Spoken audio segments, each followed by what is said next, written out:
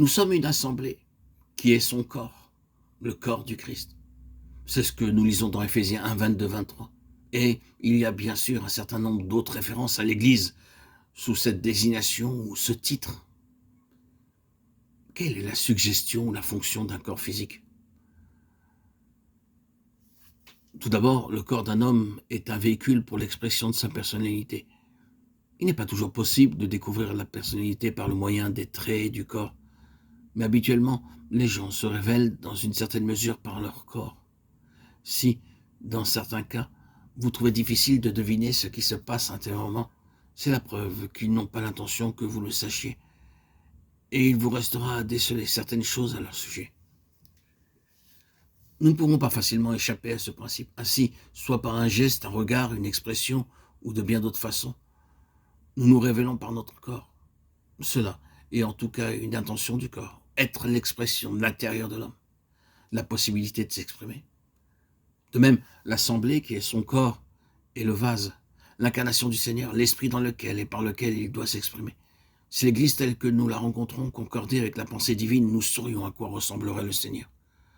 Prenons ceci à cœur, que la raison d'être d'une assemblée permette au monde de savoir à quoi ressemble Christ.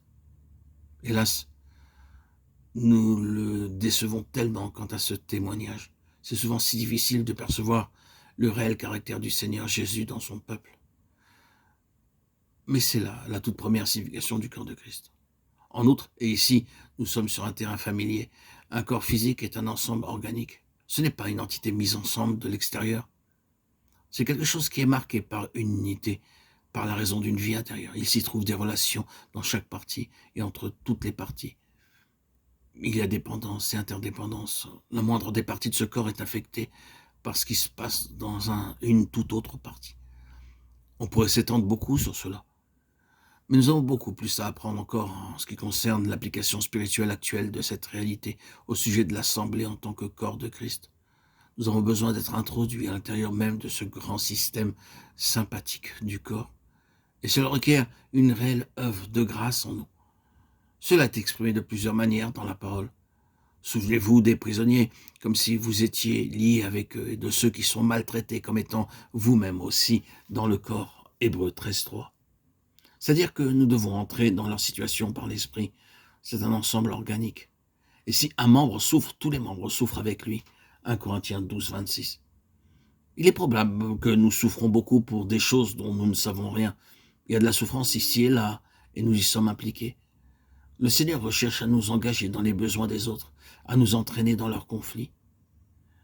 Mais que nous saisissions ou non cette vérité, que nous y soyons sensibles ou non, et que nous la comprenions ou non, Dieu permet qu'il en soit ainsi. Les croyants d'un lieu sont dépendants des croyants d'un autre lieu, ils sont affectés. C'est comme un tout. Il y a un système nerveux sympathique qui traverse tout le corps. Si seulement nous devenions réellement plus sensibles spirituellement, l'expression du corps serait beaucoup plus parfaite. Notre état de mort, notre insensibilité, notre manque de réelle sensibilité spirituelle a pour résultat plus de souffrance et plus de pertes qu'il n'est nécessaire d'en avoir.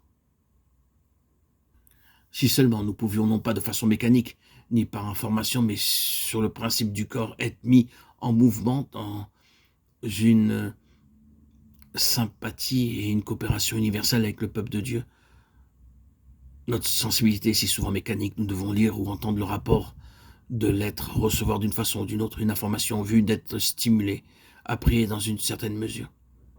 Mais je crois que ces moyens tant complètement mis à part, si nous étions réellement dans l'esprit, celui-ci déposerait sur nos cœurs des fardeaux en faveur des autres. Ne pensez-vous pas que c'est une question que nous devrions continuellement apporter devant le Seigneur? Seigneur, il y a quelqu'un qui est en prière aujourd'hui pour quelque sujet. Est-il possible que je sois la réponse à leur prière? Si oui, montre-moi, conduis-moi, place cela sur moi. C'est cela la relativité et la sensibilité spirituelle. Et l'entité unitaire du corps est une grande vocation.